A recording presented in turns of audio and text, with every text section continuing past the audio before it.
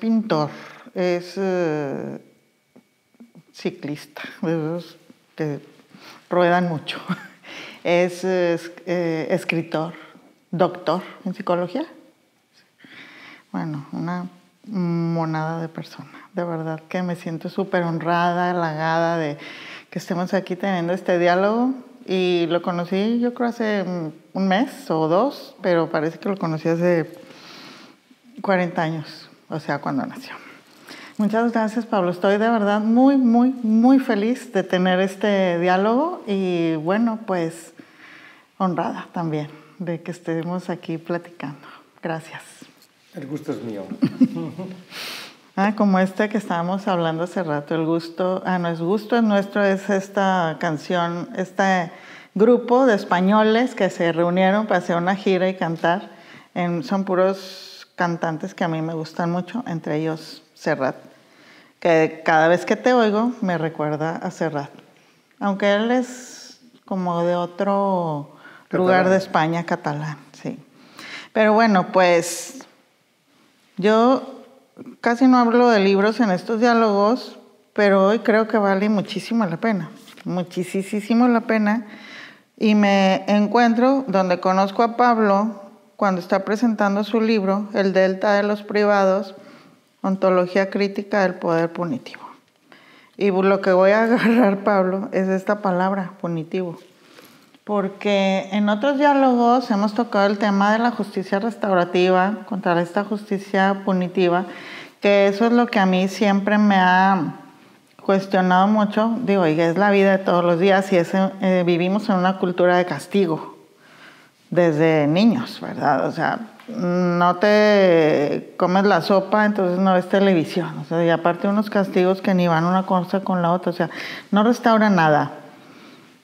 ¿Y qué es esta, la cultura punitiva para ti? O sea, ¿cómo se come? ¿Qué significa? Cultura punitiva.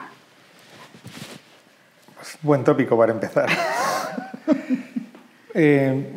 Yo miro lo punitivo desde un lugar que tiene mucho que ver con reflexiones de sociólogos como Michel Foucault, como David Garland, como Loïc Bacan y bueno, igual una activista negra fundamental que va a marcar también mucho la reflexión en torno a lo punitivo, a la raza, al género, que es Angela Davis.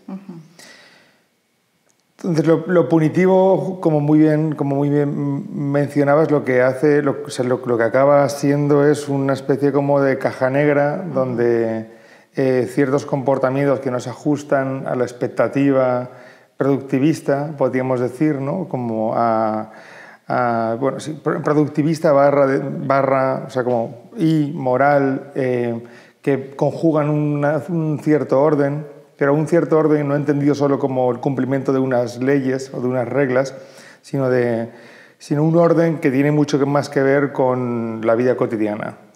En tanto que ese orden se construye en nuestras acciones diarias y en ese accionar, pues justamente conducimos y vamos produciendo determinadas formas de estar en el mundo, determinadas formas de vida. Entonces, lo punitivo lo que viene, de cierta forma, es envolver esas formas de vida en un cauce y a intentar guiar las existencias hacia ciertos deberes y hacia ciertas obligaciones que generalmente pues, pasan pues, en este momento del capitalismo pues, pasan por conjugaciones que siempre tienen que ver con la producción, ¿no? O sea, al final nacemos para trabajar para otros, generalmente, claro.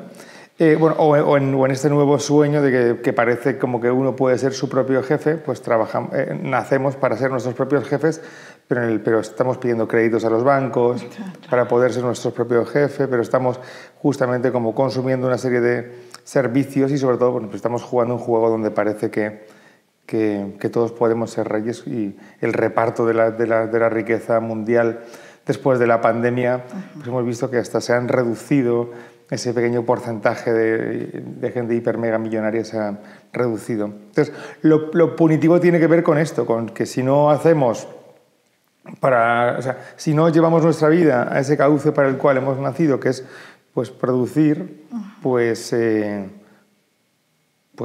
nos van a castigar. Tenemos que aceptar que esa indisciplina que diría Foucault, ¿no? O que esa inservidumbre que también diría Foucault, pues nos va a ir costando poco a poco, ¿no? Y como decía, pues desde los gestos más nimios en el cotidiano, que es igual él tiene una noción ahí que es la de la microfísica del poder, que es muy interesante porque justamente se refiere a todos estos pequeños actos, pequeños gestos de la vida cotidiana casi imperceptibles, y es justamente donde desde ahí es que se está construyendo cierto orden, ¿no? Claro, en ese orden. Digo, y uno es las leyes que existen, o sea, leyes como tal que casi todos los países, bueno, por lo menos los occidentales, las tienen escritas y hay que estar, pues son códigos que hay que estar siguiendo y que al parecer pues te sales de ese código escrito y bueno, vienen estos castigos que mencionas aquí, que en el extremo puede ser la prisión. Y hay otros pues que van en un orden social, en un orden dicho por la misma comunidad, en donde no haces lo que el resto de la comunidad ha venido haciendo por años, y entonces también pues te relegamos, no perteneces, haces, o sea, hay como muchas formas de estar castigando todo el tiempo. Desde lo que yo he ido viendo, pues siempre será hacerte a un lado. Digo, desde no haces lo que esta familia quiere, te hago a un lado. No haces lo que este grupo de amigos quieren, te hago a un lado. ¿Pudiera parecer un poco parecido esto del castigo con la discriminación? Sí, o sea, con la discriminación, no sé, estos nuevos términos que tienen mucho que ver como con esta nueva gubernamentalidad mucho más suave y más soft, ¿no? Entonces, no sé, me venía a la cabeza la discriminación positiva, ¿no? Como una forma como de ir desplegando nuevas políticas de género, sobre todo, ¿no? O en relación al género como para ir empujando a esta gente que está, bueno, a esta gente básicamente que son las mujeres, ¿no? O sea, han sido las mujeres o las poblaciones racializadas, ¿no? Como, no, pues vamos a ayudar a esta gente a que gobiernen, pero volvemos a lo mismo de antes, ¿no? O sea, al final, como que hay pues unas formas de vida en las cuales se nos combina, es decir, es una palabra que me gusta mucho además, porque combinación quiere decir que constantemente se nos recuerda que debemos vivir de una forma determinada, es algo que no se nos deja de recordar. Y como, pues no sé, antiguamente, volviendo a las pandemias, que también pues, Foucault habla justamente desde la gestión de las enfermedades, que se van construyendo diferentes formas de gobernar, ¿no? De gobernarnos entre nosotros. Primero a los leprosos los mandábamos al ostracismo, un poco como que es lo que referías en el caso de bueno, cuando uno hace algo distinto a la comunidad te margina, o la comunidad te repele, o la comunidad te manda al ostracismo, o te ignora. Digo, hay diferentes formas y diferentes gradientes en las que eso se conjuga. Luego Foucault nos habla que con la peste en Francia es que, claro, no podemos sacar a todos los apestados de París, sino que habrá que ver cómo se contagia esta nueva pandemia, y de ahí ver una nueva forma de gobierno que pasó, bueno, pues en el nacimiento de la asistencia, estuvo ahí, ¿no? Donde pues, los médicos iban casa por casa, se anunciaba como, no, aquí hay un apestado, pero ese apestado ya no lo mandaban al ostracismo a morirse a las cuevas de los leprosos, ¿no? Sí. Y luego, bueno, pues ya tenemos el caso de la pandemia por COVID, donde ya cada quien incluso como que se autoasiste, todos tenemos en casa un medidor de oxígeno, todos, o sea, casi como que las casas se convertían en una linealidad entre un centro de salud, un hogar, un lugar de trabajo. Claro. Entonces, como volviendo como a la discriminación y un poco como al tópico como en general desde lo punitivo, ¿no? O sea, como y lo que tenemos que entender también es que como hay diferentes formas de construir marginalidad o marginación que pasan no solo como estéticamente, no sé, estamos acostumbrados más desde una mirada burguesa, ¿no? Como de ver como los márgenes, como los arrabales, donde básicamente arrabales al lado de ¿dónde? Pues de las fábricas, como lo que empezaron siendo las primeras ciudades obreras, que luego se convirtieron en terrenos ocupados por gente que emigraba del campo a la ciudad para poder trabajar.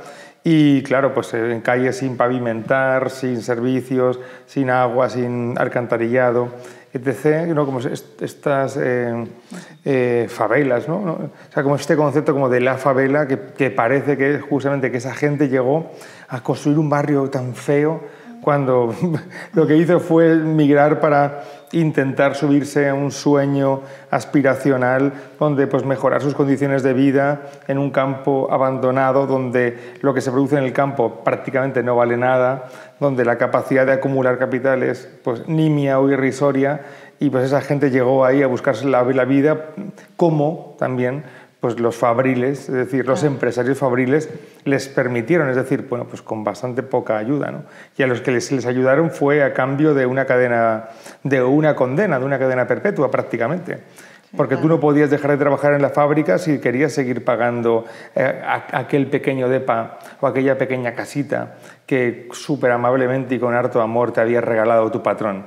Entonces, justamente, luego, la noción de discriminación también tiene que ver un poco como con este juego de cómo la psicología y la sociología que han estado a favor del establishment, ¿no? Como han ido construyendo conceptos que parece como que la discriminación es un problema teórico, pero estamos frente a un problema material, ¿no? Como para empezar, ¿no? Claro, ¿qué sucede? O sea, un problema es vida, porque se hace en la vida, pues, hace...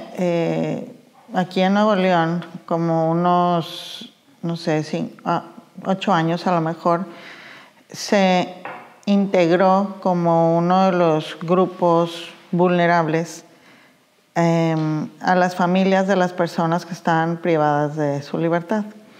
Entonces, pues eso ha referido algún tipo de apoyo para estas familias, que para mí son pues las que más viven pobreza, las que más viven situaciones al límite porque pues por toda una serie de cosas que pasan todos los días cuando una persona, o sea, está privada de su libertad. Entonces este libro pues tiene eso, ¿verdad? La historia de una familia, de alguien que estuvo privado de su libertad. Y pues mejor que yo te diga, o sea, lo que vi en este libro, cómo lo escribiste, por qué, qué te llevó para hacer eso que me ha parecido pues de lo más interesante y de lo más cálido y de lo más cercano y que ha mostrado el alma de estas personas que están descritas ahí. Pero, ¿qué pasó en todo? Pues yo llevaba trabajando en la cárcel alrededor de 8 años en ese momento. Y yo pues ingresaba como tallerista dentro de un programa muy afortunado de la Universidad Autónoma de la Ciudad de México, de la UACM, que se llama el PESER. Y yo daba talleres primero de poesía, de teatro, y luego ya me inventé un taller de performance que se llamaba El decir de mis cuerpos. Y en ese taller, pues, porque al final yo lo que identificaba es que, no sé, los internos estaban y las internas estaban, de cierta forma, sí estaban esperando un taller cultural y de artes, pero no sé, como que de pronto yo sentí como que ese taller de cultural y de artes se podía convertir en un taller que fuera un espacio para que ellos hicieran lo que les diera la gana. Y entonces, al final, convertí mi taller en un performance.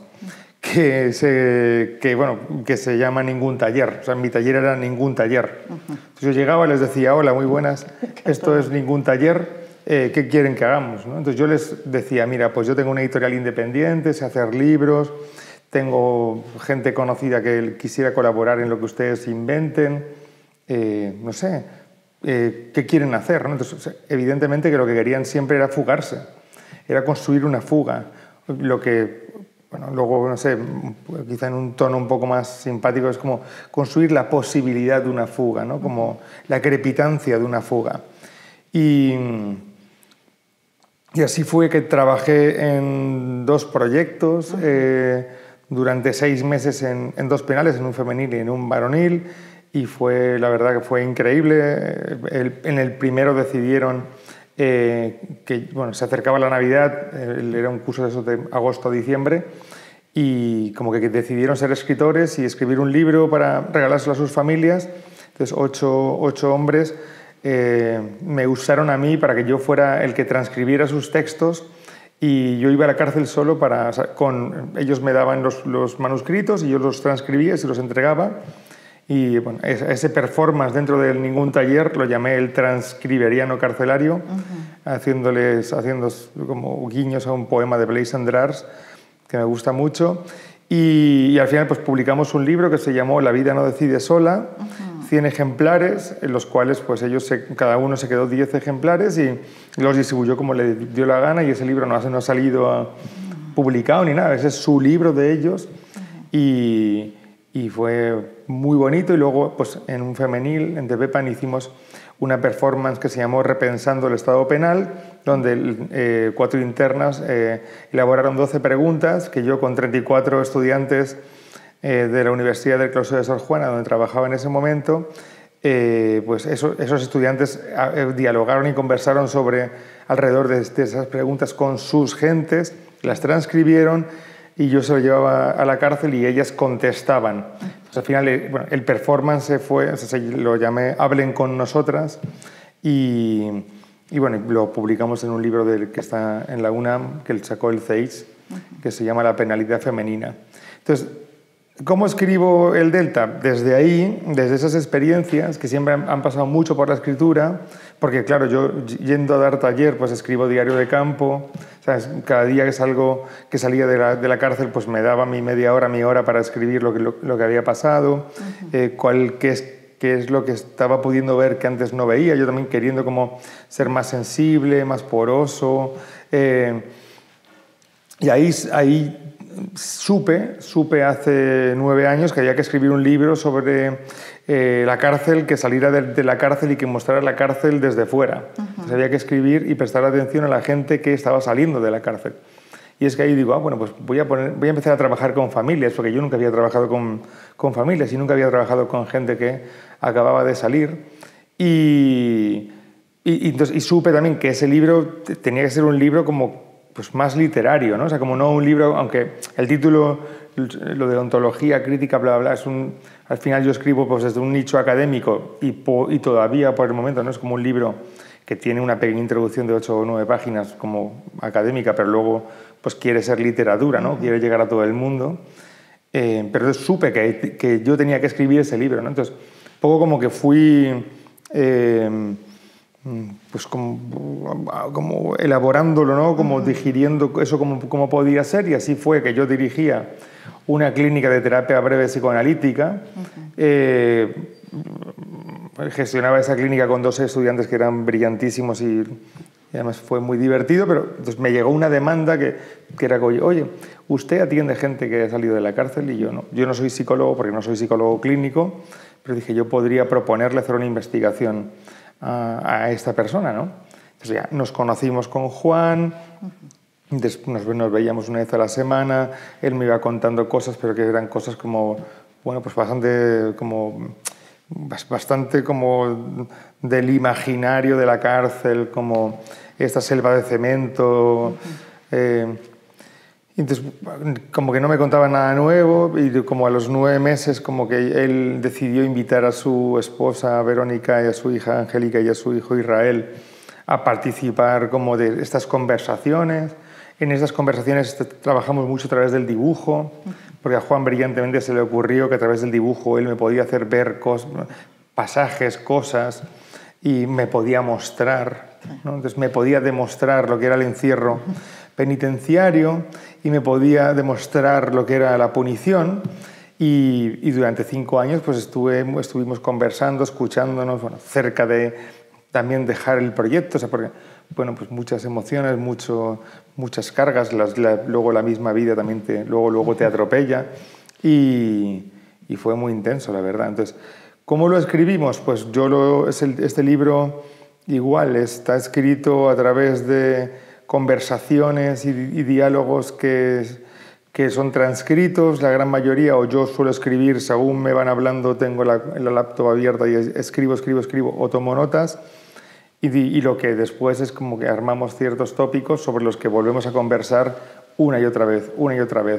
Y en esa reiteración pues van saliendo diferentes capas como que le van dando espesura, ¿no? Y donde yo voy preguntando sobre las emociones, voy preguntando sobre cuáles son las imágenes, como las metáforas que están sosteniendo eso, cuáles son las sensaciones, cuáles son como esos pensamientos también, o sea, como hemos jugado mucho para poder escribir esto, como aquello esos pensamientos que son inconfesables, esos pensamientos de los cuales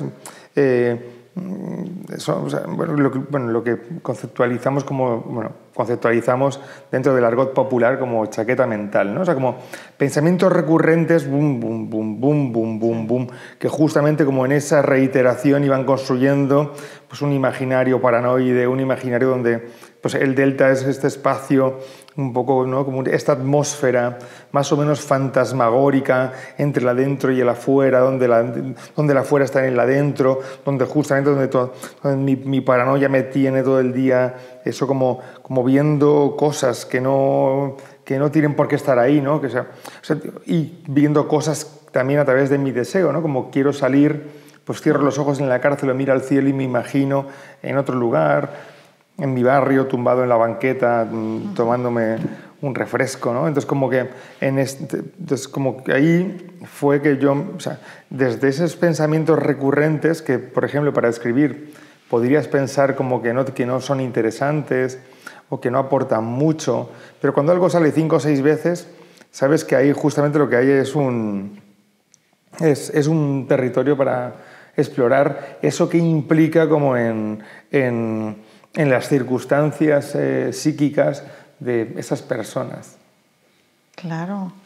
Bueno, estos diálogos que yo valoro muchísimo, pues los ponemos en las redes sociales, pero también están en el sistema de radio y televisión del Estado, están colgados, entonces pues nos ven personas, y muchas personas que están al interior de los centros penitenciarios ahorita, quienes están privados de su libertad, quienes también nos ven familias, porque pues están en las redes donde tenemos personas que han vivido procesos complicados. Siempre hemos dicho, de hecho aquí también en estos diálogos, que una de las cosas más difíciles de estar en la cárcel es salir de la cárcel. Y después de esta experiencia, ahorita, a una familia, ¿qué le dirías? O sea, ¿cómo has visto que ha sanado esta familia como para decirle a las familias que pudieran escucharnos, familias que tienen personas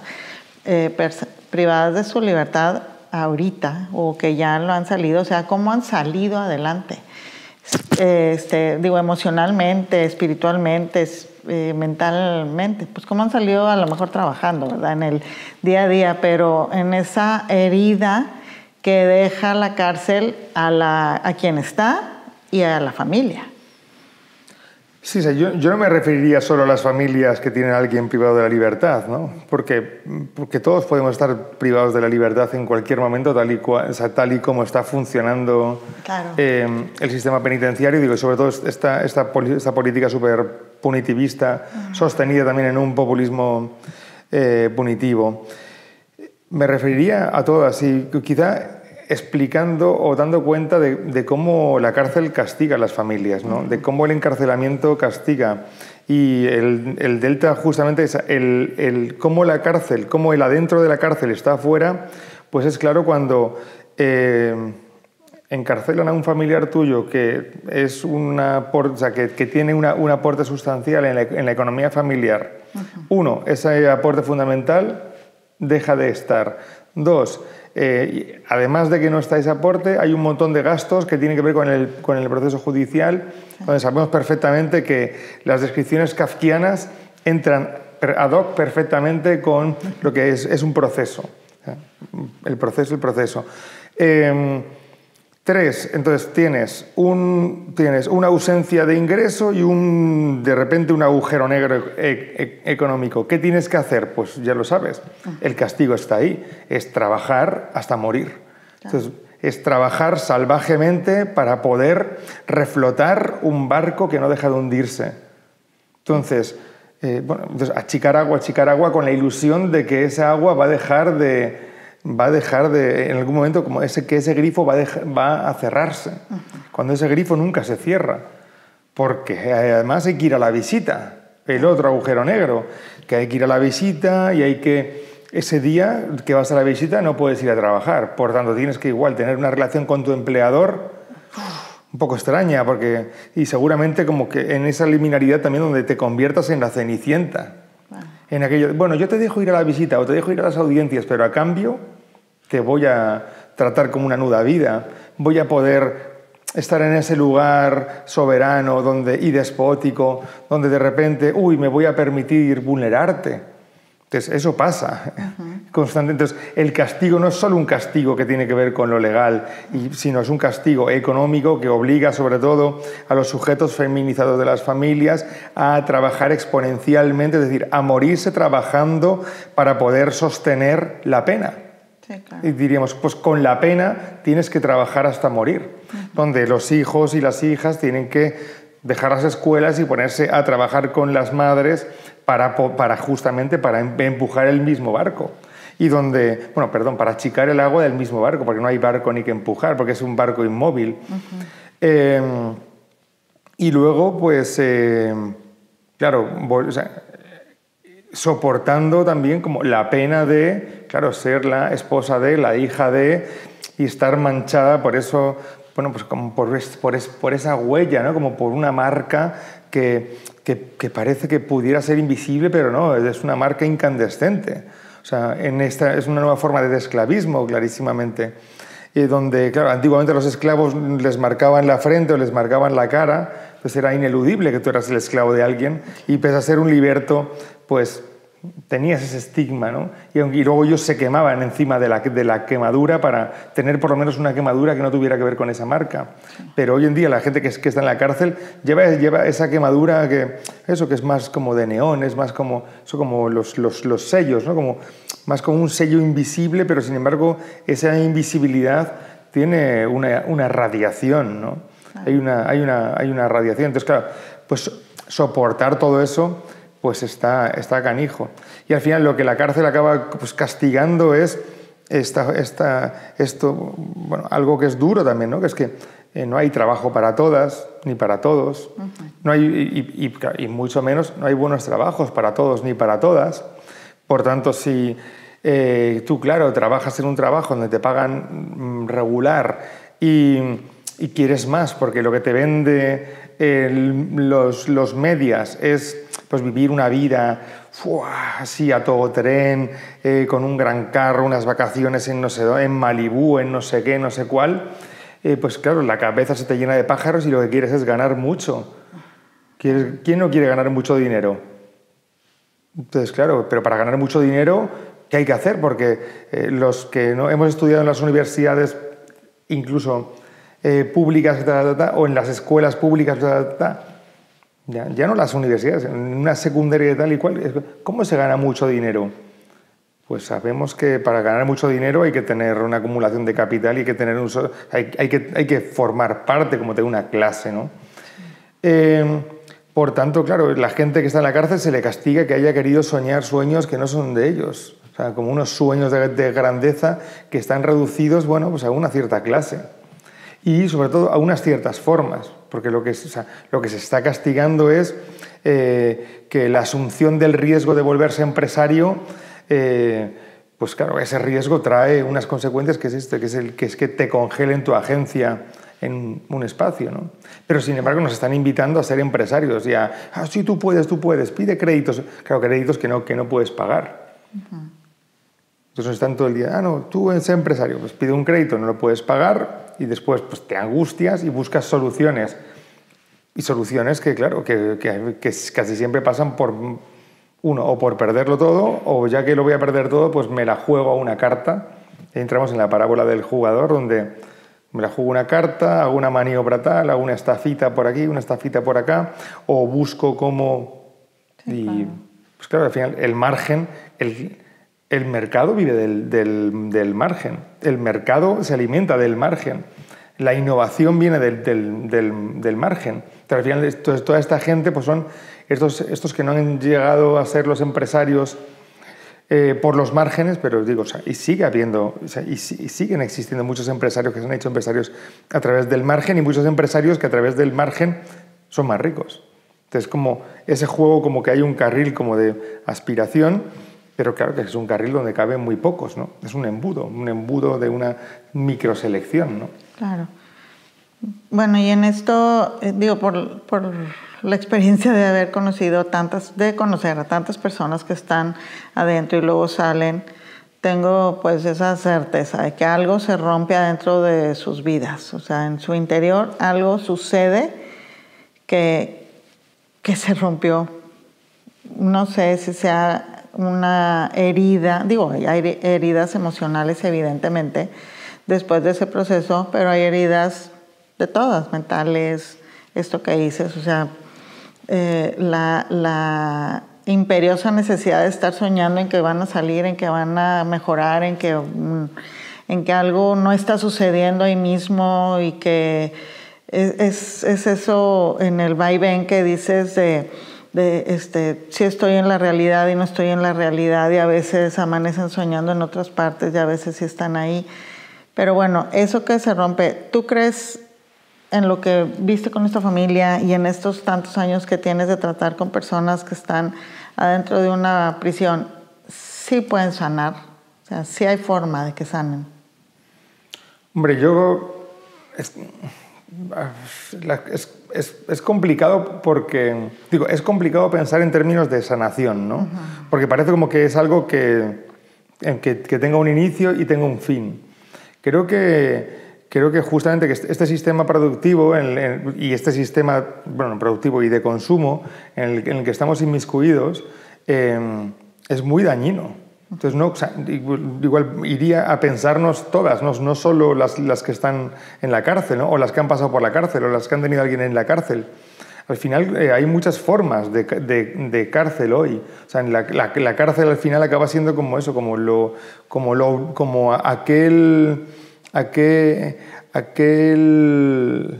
aquella forma visible que cuando la vemos también construye ciertas invisibilidades alrededor, ¿no? Como que hay formas de castigo como que no son el límite que es la cárcel, ¿no? Como la punta del iceberg, ¿no? O la cúspide, ¿no? Bueno, que Foucault lo llama así, que la cárcel es la cúspide de una pirámide, justamente de instancias disciplinares donde, bueno, pues está la escuela, está la fábrica, está la caja de ahorros, está el asilo. Entonces, eso, como sanar no creo que tenga que ver como con que estas personas puedan sanar, y esta herida que como he hablado antes desde la esclavitud, que quizá puede parecer un poco radical mi postura, pero creo que es importante como a veces llamar a las cosas por su nombre. Uh-huh. Entonces, es imposible sanar la esclavitud, es imposible sanar la servidumbre, es imposible. Nos están prometiendo libertad y la única libertad que nos ofrecen es la de consumir y es la de trabajar, ¿no? Uh-huh. La libertad de ser superproductivos.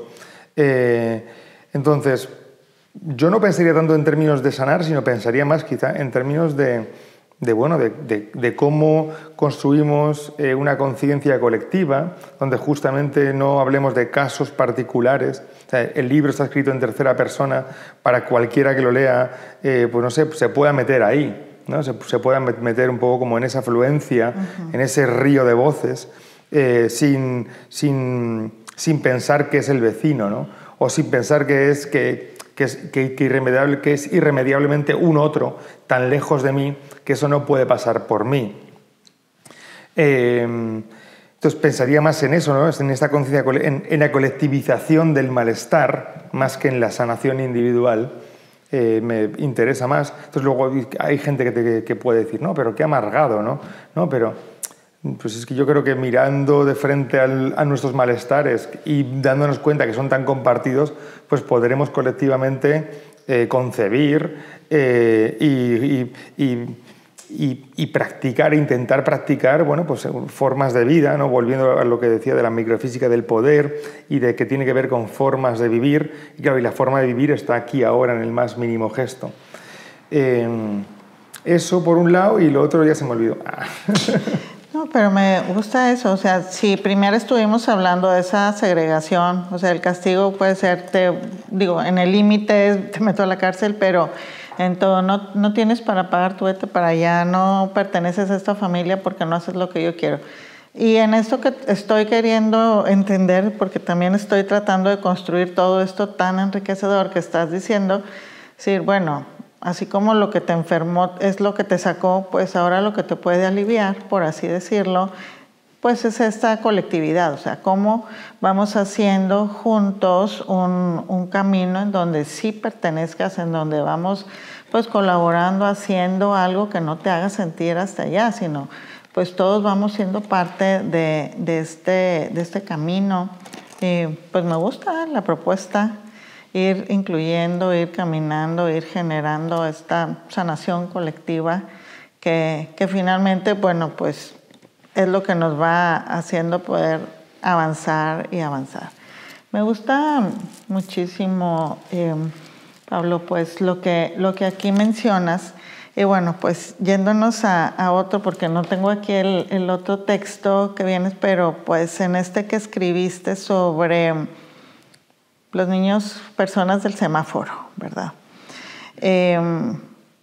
Pues son en la mayoría adolescentes que se quedan ahí en la calle, que empiezan a jugar como a hacer algún malabar mientras están esperando los carros en un semáforo para poder avanzar. Me llama la atención en eso, algunas frases que vienen así, me dejaron muy marcadas, pero en eso de donde dice un adolescente, pues el punto fue el primer día que no fui a dormir a la casa.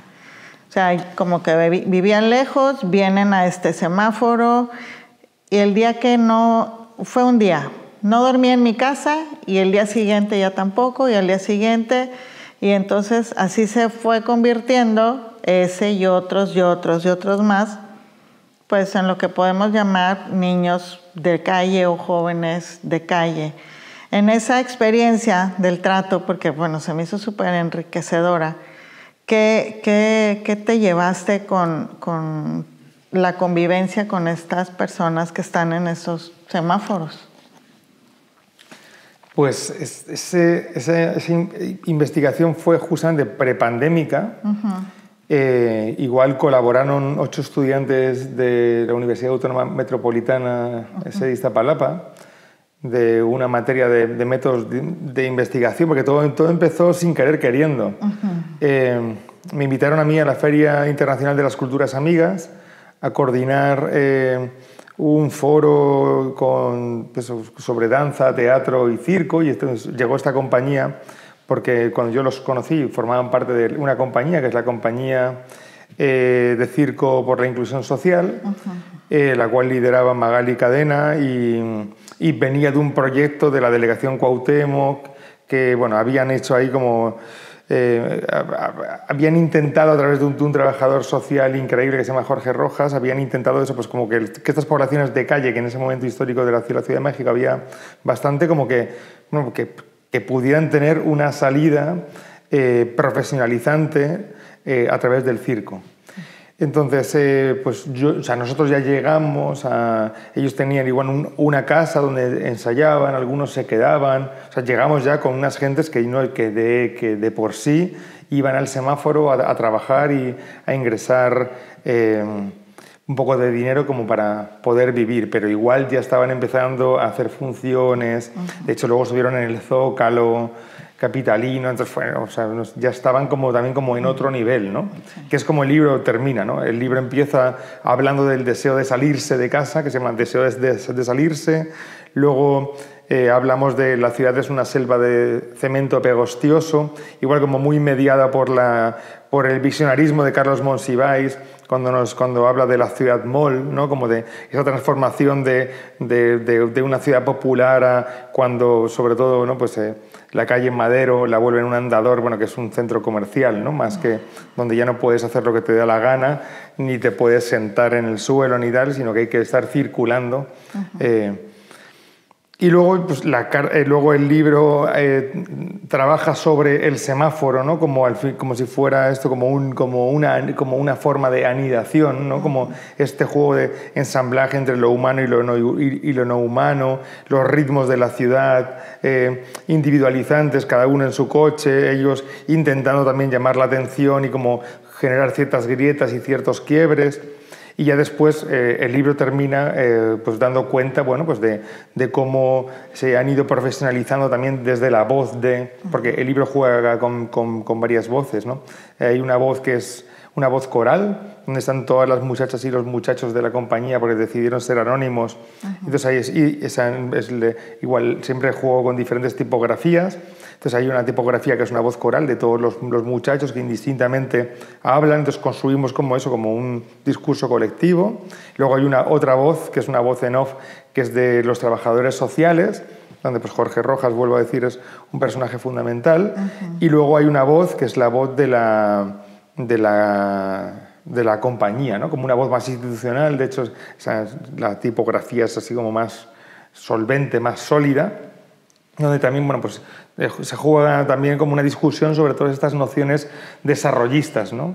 Del empoderamiento, de la inserción laboral, como si trabajar, cuestionando incluso como si trabajar en un trabajo fuera intrínsecamente bueno, ¿no? Y eso a mí no sé, yo tengo como una gran simpatía por la calle, yo soy muy callejero.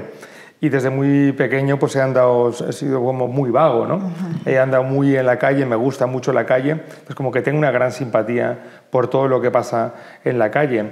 Y luego, bueno, pues el libro pues quiso, justamente tuve en una oportunidad, en un encuentro académico, tuve la posibilidad de recibir un comentario de una persona así como muy calificada, y que me decía que mi libro es peligroso, o que nuestro libro es peligroso. Y yo le decía, sí, ¿y por qué? Me decía, no, porque parece que es un alegato a la vida en la calle, ¿no? Entonces, un poco, pues desde Baudelaire, yo no me estoy inventando nada al final, y desde Walter Benjamin, un poco es este juego como entre el flaner y lo que... Entonces, un poco como que los chavos y las chavas de la calle son, pues, flaners que están sentados en el suelo, viendo pasar a la gente que va corriendo al trabajo y casi se le cae el café, pues ironizan, ¿no? Y satirizan pues estas vidas como, pues, ordenadas y como debieran ser, ¿no? Entonces, sí, igual en general intento pues jugar con el humor, ¿no? O sea, creo que el humor es fundamental y nos permite ironizar, es decir, separarnos, ¿no? Como de la gravedad y del dolor, digo, tanto en cuanto se pueda. No estoy negando el dolor ni estoy negando esas violencias que construyen esos territorios del dolor y del padecimiento, sino que, bueno, a mí creo que es importante como para ir como elaborando pues eso, pues la posibilidad como de concebirse y de buscar cómo vivir de un modo distinto. Pues para mí esos chicos y chicas pues fueron un gran regalo, ¿no? De hecho, pues en la Ciudad de México nos encontramos por la calle así, y está súper increíble. Y luego, bueno, pues también durante la escritura, acabando el libro, vivimos una tragedia que a una compañera, a la payasita Bambolé, la atropellaron y la mataron en Morelia. Entonces también pues con ese dolor, con esa vulnerabilidad, con esa fragilidad, pues sí, lamentablemente vivimos en ese estado de sitio y pues desde aquí también, pues por eso la cité, quiero tenerla en memoria. Claro. Y Dios, estás muy joven, pero has vivido bastante.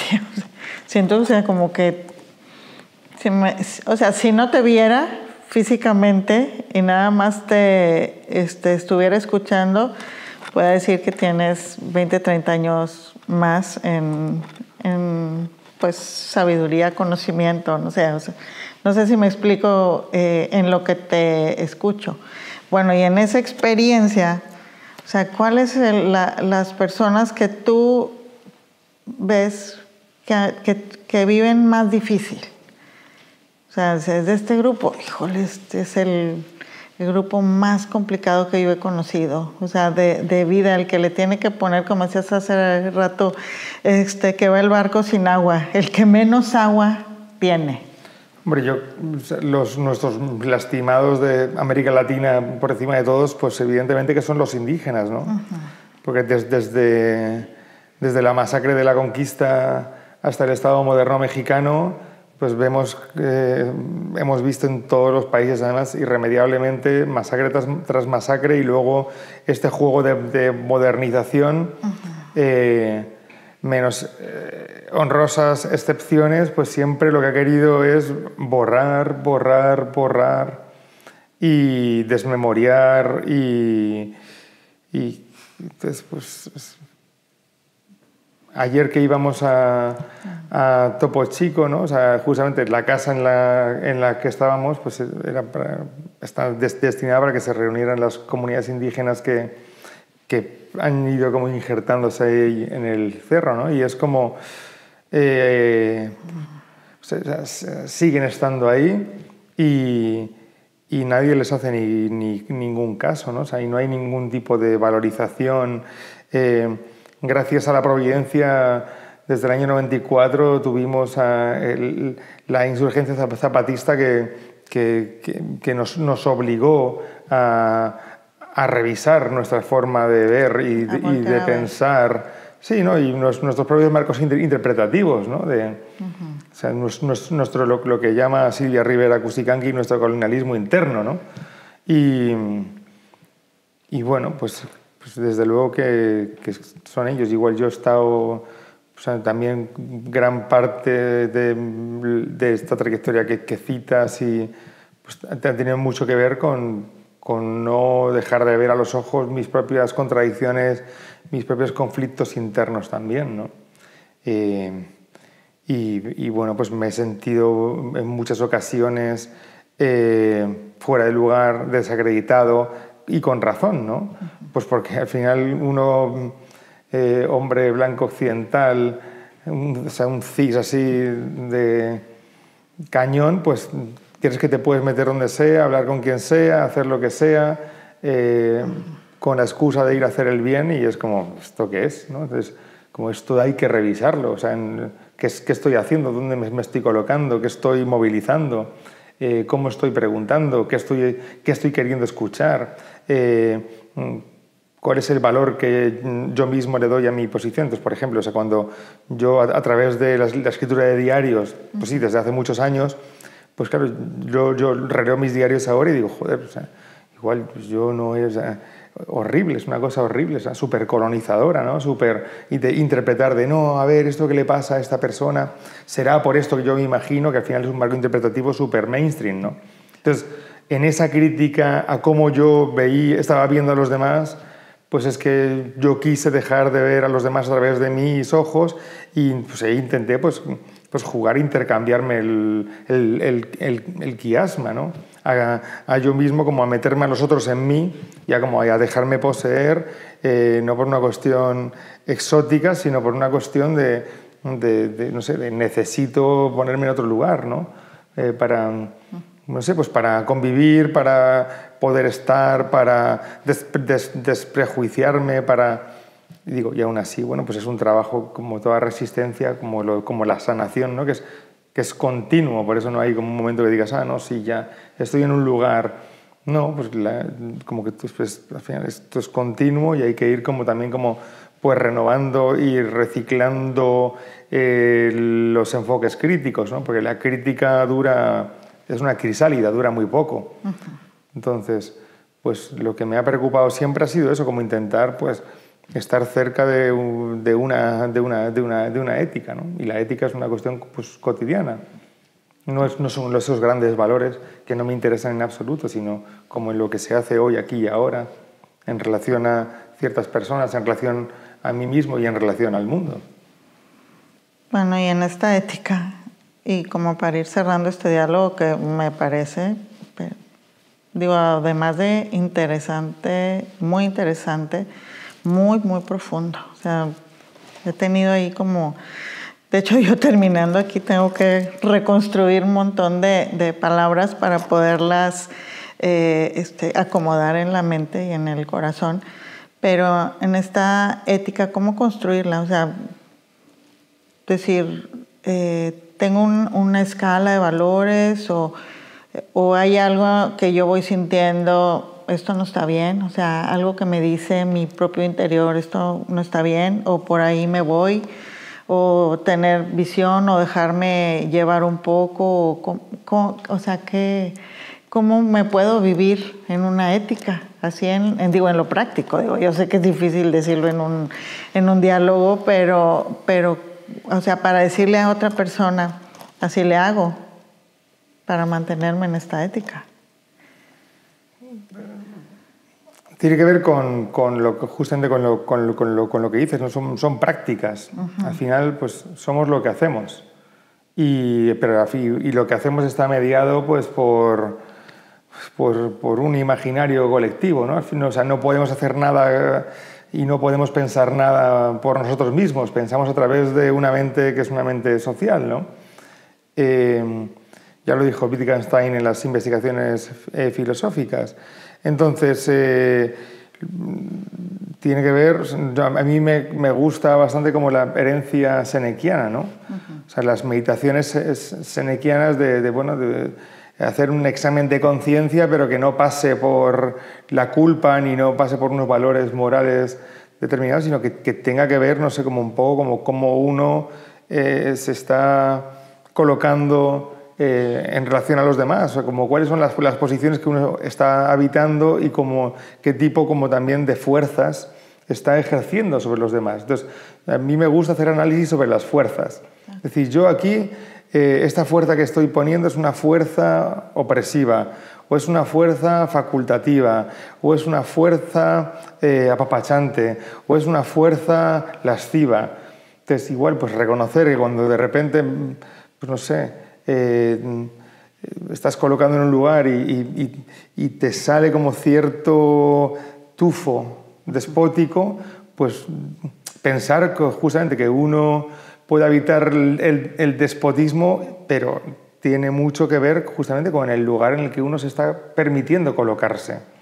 Entonces, cuando te están poniendo la silla del águila para que te sientes y mandes y ordenes, pues quizá para mí la ética tiene que ver con decirle a la silla del águila, pues muy bonita silla, pero yo no me voy a sentar ahí, ¿no? Esa no es mi silla, ¿no? Un poco pasa cuando en esta película muy mainstream, ¿no? De Indiana Jones, ¿no? Cuando van ahí a esta cueva ahí como no sé cómo se llama la película esta, yo tengo muy mala memoria para esas películas mainstream, pero le ofrecen a Indiana Jones el Santo Grial, creo. Elige el Santo Grial. Entonces hay de oro, hay de no sé qué, entonces claro, los que están ahí, que creen que Jesús bebía en vasos de oro, pues todos acaban muriéndose ahí en estertores. Y al final Indiana Jones decide agarrar el vaso de madera, ¿no? Dice, no, pues de madera, José era carpintero, bebería en vaso de madera, ¿no? Entonces como un poco eso, ¿no? Como si te ofrecen oro y tal, tal. O tú mismo de repente tienes como ciertos deseos o ciertas voluntades como de poder pues reconocerlas y analizarlas y tal. Y luego cuando los demás, o en relación con los demás, lo que te están arrojando o lo que, ¿no? Como un poco como te están habilitando, la posición que te están ofreciendo, pues quizá pues eso, pues también aprender a decir que no, aprender a dar las gracias, aprender también a elicitar como de, oye, ¿qué estás haciendo? ¿Por qué me quieres poner a mí ahí, no? Digo, tanto en un lugar despótico como en un lugar de sacrificio, ¿no? Es como, ¿y por qué es que me vas a sacrificar a mí aquí ahora? O sea, quizá no es el momento, o yo no tengo muchas ganas, ¿no? Entonces, no sé, o sea, pasa como por, no sé, como por, a mí por intentar también como, bueno, pues aunar una sensibilidad como que me pone en el mundo de un modo distinto, ¿no? O sea, digo, en un modo distinto, como en un modo pues más sensible, en un modo también más de hacerme cargo, hacerme responsable de cuáles son también las posiciones que yo acepto, construyo y me gusta decir, y ya. Bien, pues un mensaje final, Pablo. Eso sí me agarró de bajada. Pues el mensaje final sería pues, preguntar, o sea, como no dejar de preguntarnos, de interrogarnos por aquello que creemos que sabemos, ¿no? O sea, por aquellas cosas que damos por sentadas, por aquellas cláusulas, ¿no? Como que a veces hacemos jugar como consignas, ¿no? Creo que ponerse en cuestión, ponerse en duda, es algo sumamente valioso. Y valioso no porque sea productivo, sino porque también nos permite perder el tiempo y perdernos en el tiempo. Y que creo que retomando a Marcel Duchamp, creo que justamente no hay que dejar de intentar seguir como construyendo esas tergiversaciones y esos atentados contra el orden, como fue toda su vida, ¿no? Yeah. Muchísimas gracias, muchas gracias. Pues hay mucho para poder hacer una interiorización, para ver el video varias veces, para podernos quedar con pues varias invitaciones. Me quedo pues con esta, ir en este camino de la pregunta y de la repregunta. O sea, ¿qué estoy haciendo? Muchas gracias, de verdad. Muchas bendiciones. Muchas gracias. Encantada. Gracias.